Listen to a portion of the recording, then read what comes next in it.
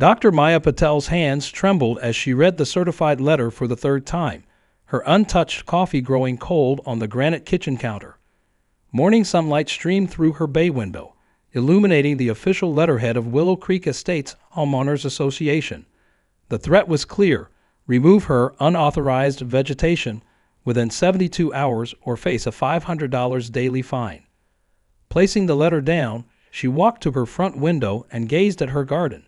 The carefully cultivated beds of Artemisia annua, Catharanthus roseus, and other medicinal herbs swayed gently in the morning breeze. Each plant had been meticulously selected for its potential anti-cancer properties, representing not just 6 months of physical labor, but years of research and over $50,000 in university grants. Her phone buzzed, a text from her research partner at Stanford. Results from yesterday's trials looking promising. Plant compounds showing 60% better absorption rates than synthetic versions. Maya closed her eyes and took a deep breath. Just as they were making breakthrough progress, the HOA was threatening to destroy everything. She glanced at her calendar, where the upcoming presentation to the National Cancer Research Board was circled in red.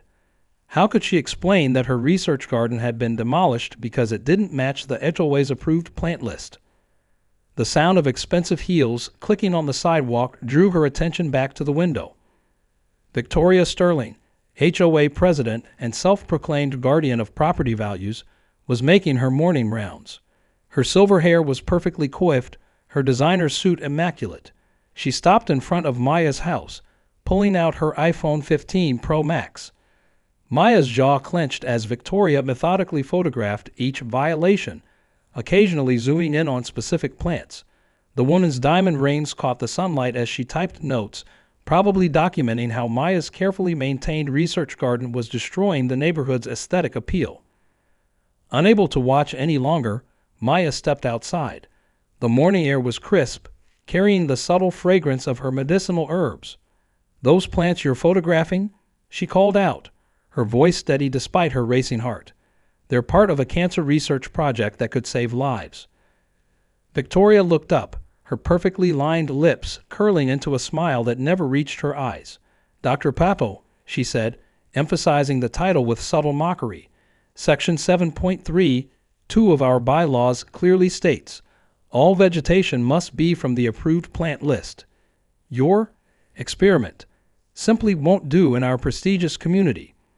These are professionally maintained medicinal plants," Maya argued, gesturing to the neat beds. "They're more valuable than any ornamental flowers on your approved list." Victoria's smile tightened. "Value, Dr. Patel, is measured by the market, and potential buyers don't want to see ya." She paused, examining a flowering herb with barely concealed disdain, pharmaceutical factory in their future neighborhood. As Victoria walked away, Maya noticed several neighbors watching from behind their curtains. This wasn't just about her garden anymore. It was about what kind of community Willow Creek Estates would become. Would it be a place where only perfectly manicured lawns were welcome, or could it be something more meaningful? She pulled out her phone and opened her email. If the HOA wanted a fight, she would give them one. But first, she needed to protect her research. As she began typing an urgent message to her department head, she noticed Victoria had stopped at the corner, already on her phone.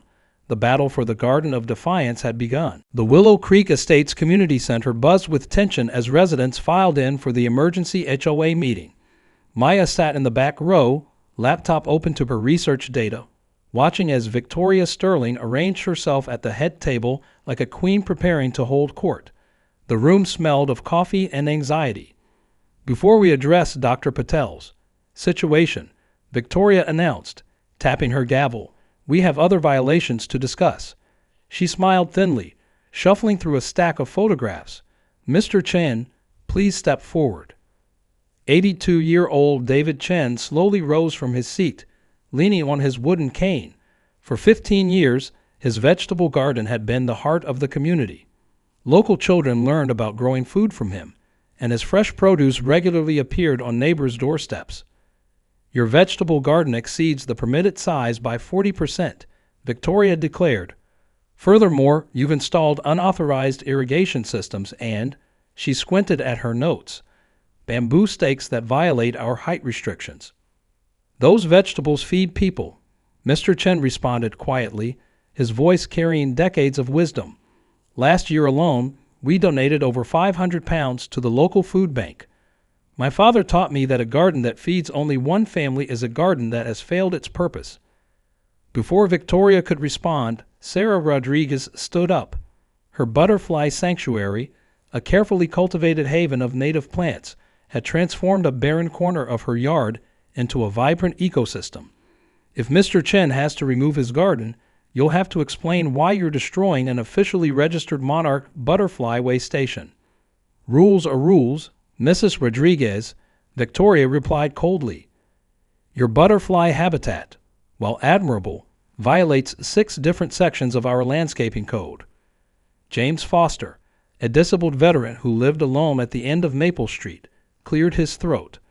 My therapeutic herb garden is next on your hit list, isn't it? His voice was rough but controlled. The VA recommended those plants specifically for PTSD treatment. Are you planning to tell the Veterans Affairs Office why you're interfering with prescribed therapy? Maya watched the room's dynamics shift. These weren't just individual violations. This was a systematic attack on anything that didn't fit Victoria's vision of suburban perfection. Standing up, Maya connected her laptop to the room's projector. I'd like to present some data, she began, but Victoria cut her off. Dr. Patel, your unauthorized botanical experiment. My NIH-funded research garden, Maya corrected firmly, advancing to her first slide, which is currently providing compounds for 3 different cancer treatment trials. The screen showed cellular images, charts, and grant documentation. But this isn't just about my work. This is about what kind of community we want to be. Victoria's face flushed. Property values, Dr. Patel. Surely someone with your education understands that your third world garden experiment threatens our community's reputation. The room fell silent. Maya felt her face burn, but years of fighting for research funding had taught her to channel anger into action. Interesting choice of words, Ms. Sterling. Would you care to explain exactly what makes my garden third world? Several residents shifted uncomfortably. In the front row, Victoria's teenage daughter Sophie sank lower in her seat, clearly mortified by her mother's comment. This isn't about ethnicity or culture, Victoria backdilled. It's about maintaining standards. Oh, it's absolutely about standards, Maya agreed. Just not the ones you're thinking of. Let's talk about scientific standards, ethical standards, and community standards. Because right now, you're violating all 3. The meeting erupted into heated discussions. As Maya looked around the room, she saw something that gave her hope.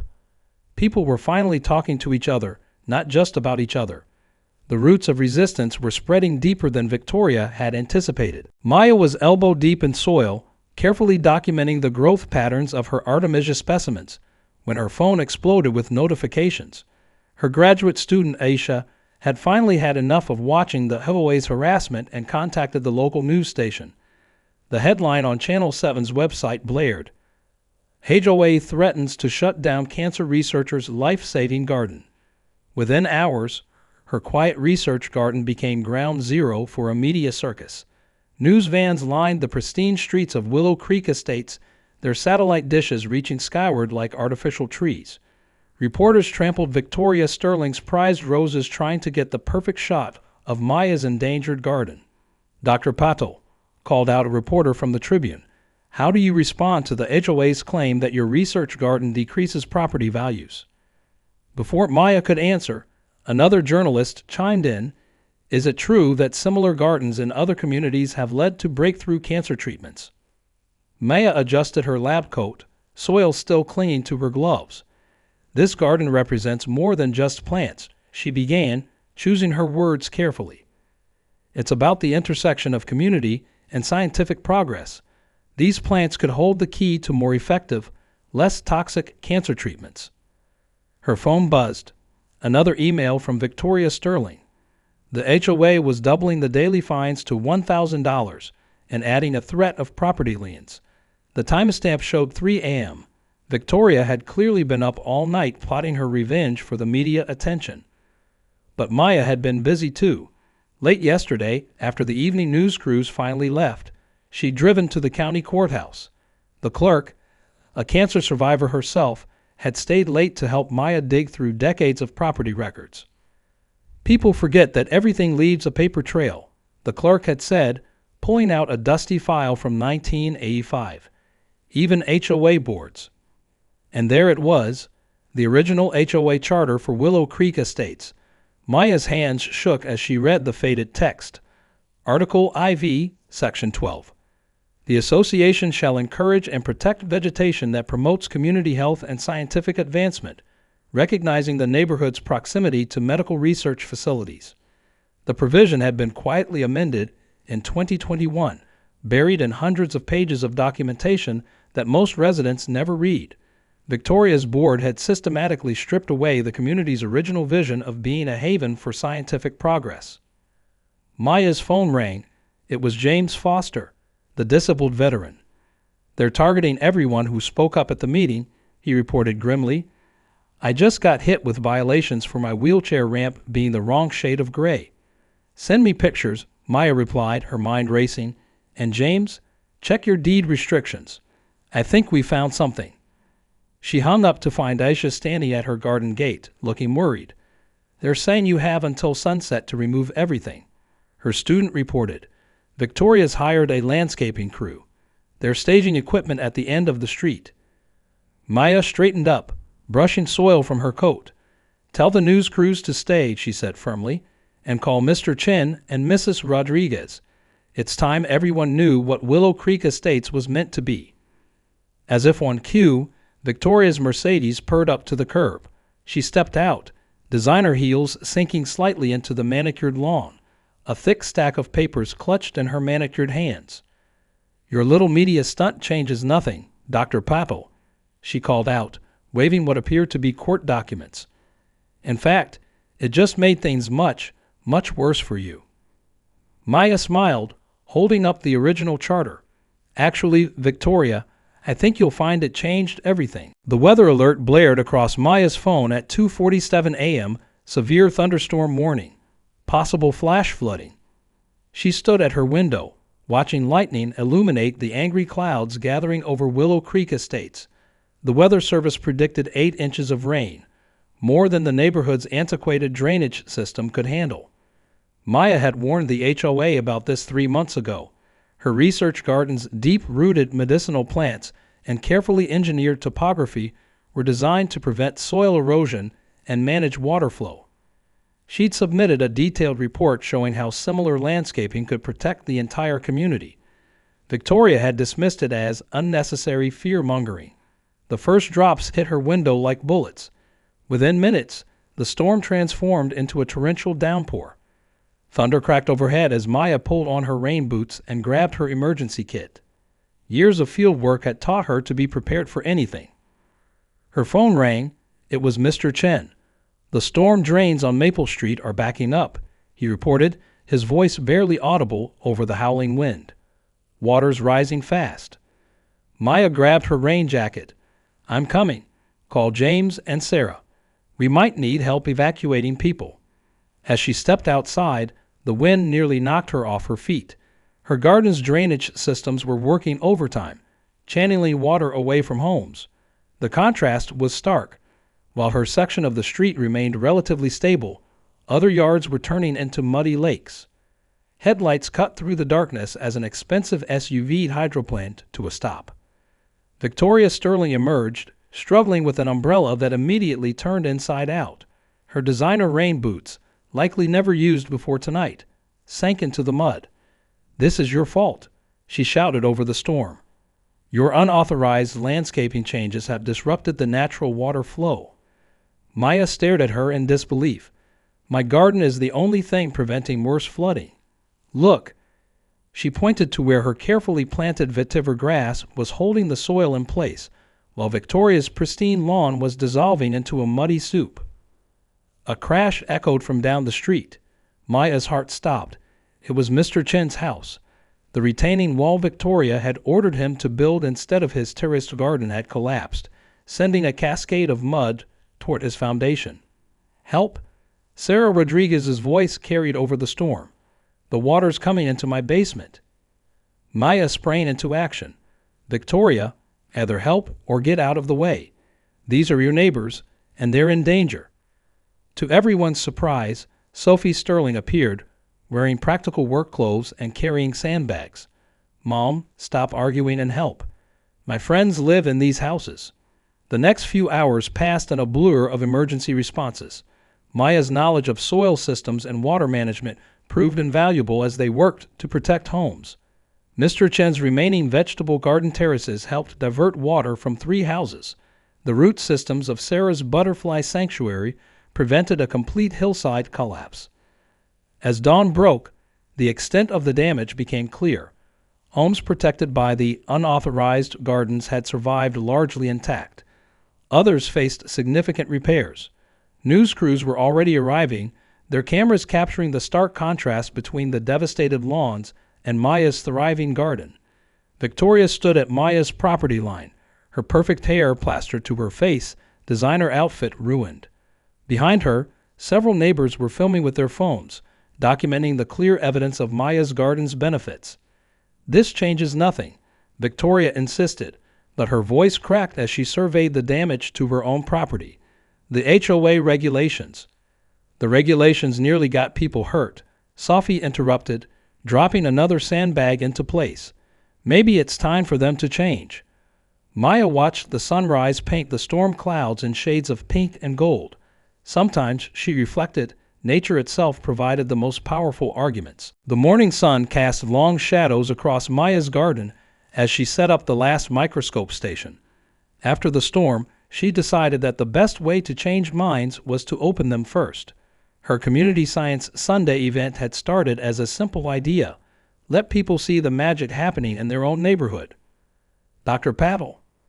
Sophie Sterling stood at the garden gate, shifting nervously. "I brought my AP biology class. Is it okay if we come in?"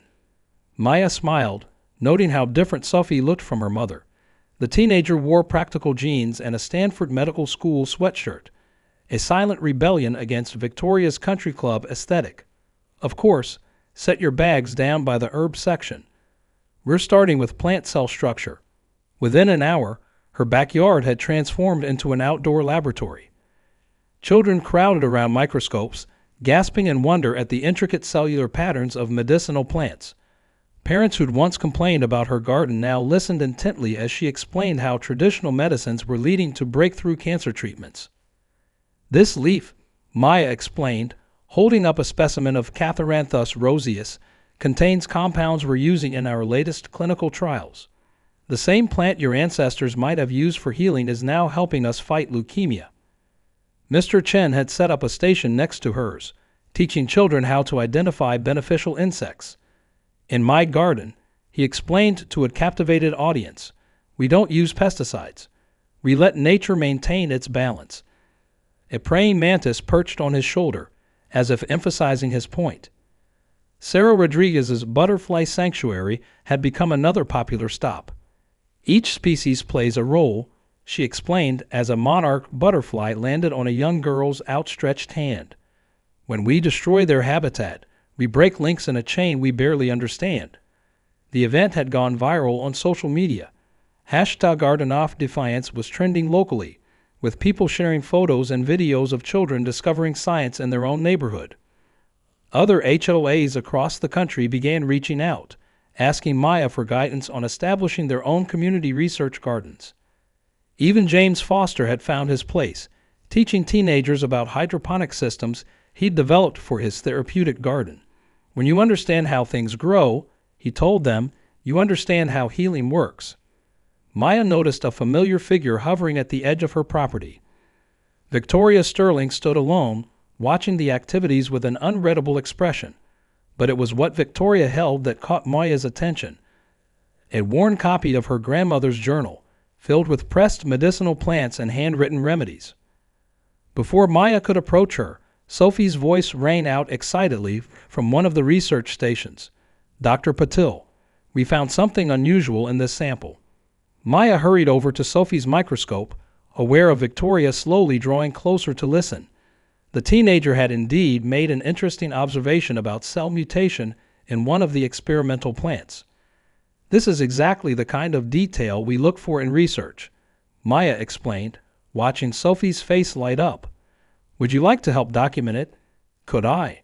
Sophie's enthusiasm was contagious. Mom, look at this. It's amazing.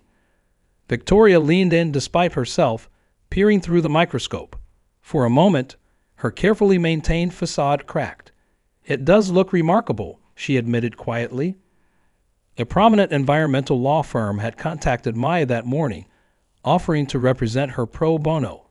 But looking around her garden, now filled with curious minds and growing understanding, Maya wondered if perhaps the most powerful change wasn't happening right here, one microscope slide at a time. Mrs. Sterling, Maya said carefully, would you like to see what else we've discovered? Your mother's journal suggests you might have some family history with healing plants. Victoria hesitated, clutching the old journal. Behind her, Sophie held her breath. Sometimes, Maya thought, the hardest seeds to plant were those of change. The manila envelope arrived anonymously on Maya's doorstep at dawn. Inside, she found documents that made her blood run cold, detailed plans for Sterling Wellness Center, a luxury health and lifestyle complex. The architectural renderings showed a sprawling development that would consume nearly a quarter of Willow Creek Estates, including her property, Mr. Chen's corner lot, and several other problem homeowners' properties. Maya's hands shook as she spread the papers across her kitchen table. Development permits, already partially approved. Environmental impact studies, suspiciously clean. And most standing of all, emails between Victoria Sterling and her husband's development company, Sterling Enterprises, dating back 18 months. The garden dispute was never about property values. Maya muttered, pouring her now cold coffee. It was about forcing us out. Her phone buzzed. A text from Sophie. Mom's acting weird. Found her shredding papers at 3 a.m. Something's wrong. Another buzz. James Foster had sent a link to a business news article. Sterling Enterprises under SEC scrutiny for property dealings. The piece mentioned suspicious patterns in HOA communities where the company had development interests. Maya was analyzing the documents when her doorbell rang. Victoria Sterling stood there, immaculate as always, but something was different. The usual smug confidence had been replaced by barely concealed desperation. We need to talk, Victoria said, stepping inside without waiting for an invitation. I have a proposition that could benefit everyone. Maya gestured to the scattered documents. Like these benefits. Victoria's face paled slightly, but she pressed on. The wellness center would bring jobs, prestige. Your research could have a proper facility. We're prepared to offer you a leadership position, a significant salary. And all I have to do is convince my neighbors to sell their homes below market value. Maya's voice was steel. Help you destroy a community. Don't be dramatic, Victoria snapped, but her manicured fingers wouldn't stop fidgeting with her pearl necklace. Communities evolve. Change is inevitable. Like the changes your husband's company forced in other neighborhoods. The SEC seems very interested in those. Victoria's composure cracked. You don't understand. Richard's company. There are investments, commitments. If this project fails, she caught herself, straightening her spine. Name your price, Dr. Paddle. Everyone has one. Actually, came a voice from the doorway, some people have principles instead. Sophie stood there, holding a USB drive. I found this in Dad's home office. The wellness center. It's not even real. It's a front for luxury condos. They've done this before, 6 times in 3 states. Victoria whirled to face her daughter. Sophie, you had no right. No, Mom. You had no right. These are our neighbors. Mr. Chen taught me to grow tomatoes when I was 5. Mrs. Rodriguez helped me with my first science fair project. Dr. Paddle is inspiring kids to become scientists. And you want to destroy all of that for what? More condos.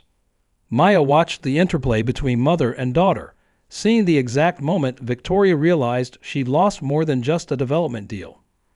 The SEC investigation, Maya said quietly, it's not going away, is it? Victoria sank into a chair, her perfect posture finally breaking. Richard promised it was all legal. The property acquisitions, the HOA takeovers. There were always explanations. And now there are questions.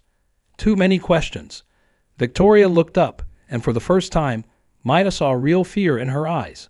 The HOA records. If anyone looks too closely. Maya gathered the documents slowly. You have a choice, Victoria. You can keep defending a lie, or you can help us protect this community, starting with the truth.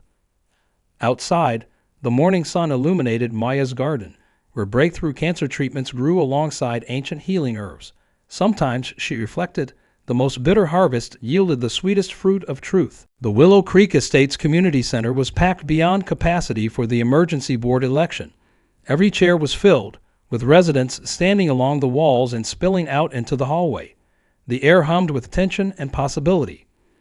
Maya sat in the front row beside Mr. Chen and Sarah Rodriguez, her laptop open to a PowerPoint presentation titled Community Revival Initiative. James Foster wheeled himself up to join them, carrying a thick folder of documents they'd spent weeks preparing. "Did you see the news?" James whispered, passing his phone around. The headline read, Sterling Enterprises CEO indicted in HOA fraud scheme.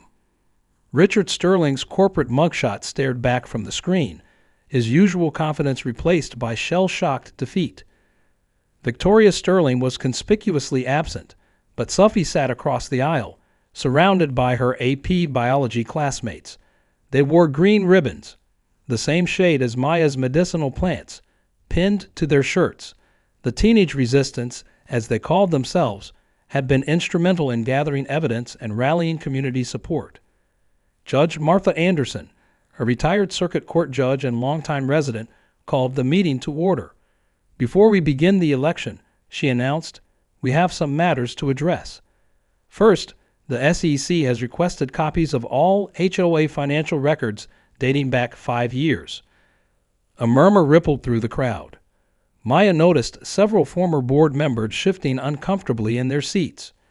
Second, the judge continued, "We have received Mrs. Sterling's immediate resignation from the board, along with," she paused, adjusting her glasses, "a rather detailed confession regarding certain development schemes and selective enforcement of HOA regulations." The room erupted in conversation. Maya felt a tap on her shoulder. Sophie was passing her a note. "Mom's cooperating with the SEC. She's telling them everything." And now, Judge Anderson raised her voice over the crowd.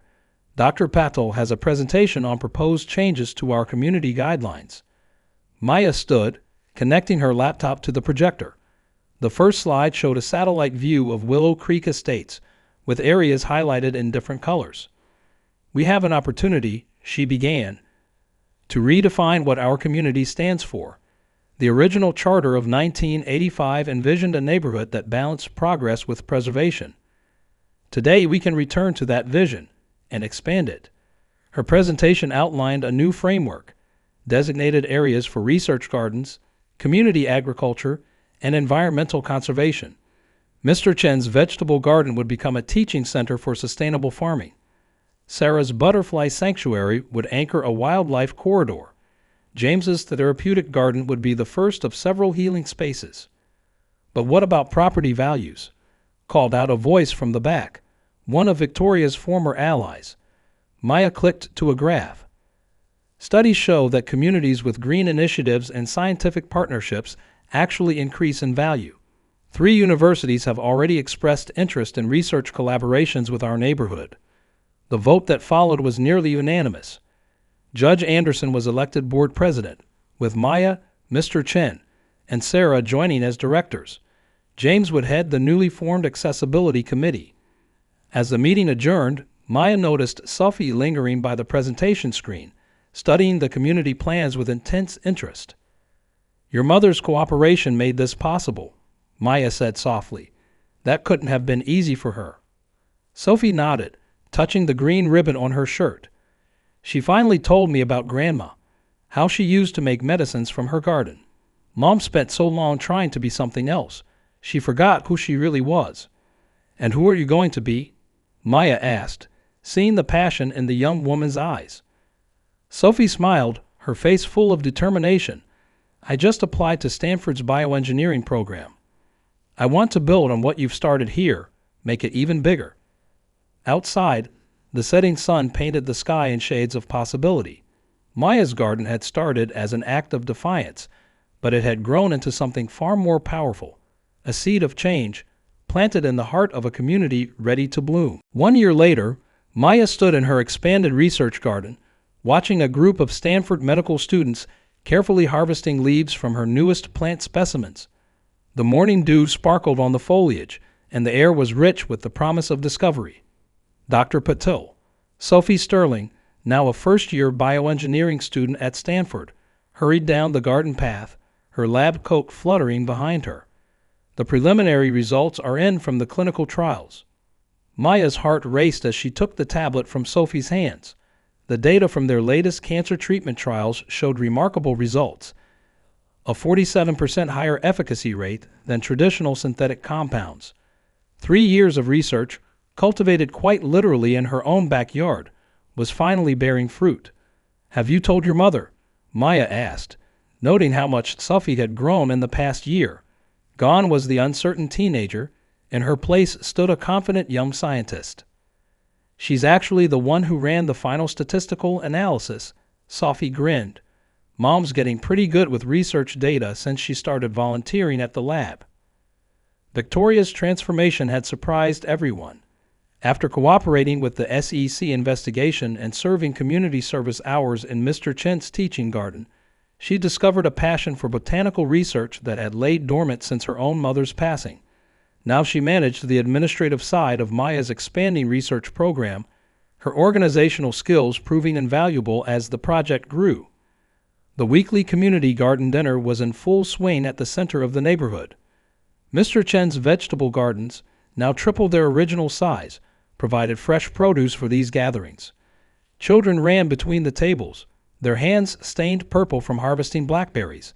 Sarah Rodriguez's Butterfly Sanctuary had evolved into a certified wildlife preserve, attracting researchers from across the country.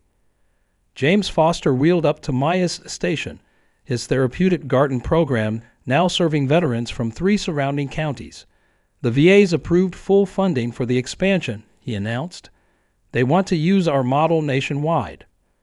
Maya watched as a familiar figure approached through the garden, Victoria Sterling, carrying her grandmother's journal and a stack of research papers.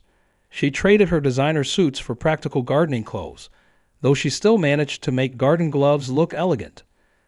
"The university board approved our grant proposal," Victoria announced, allowing herself a small smile.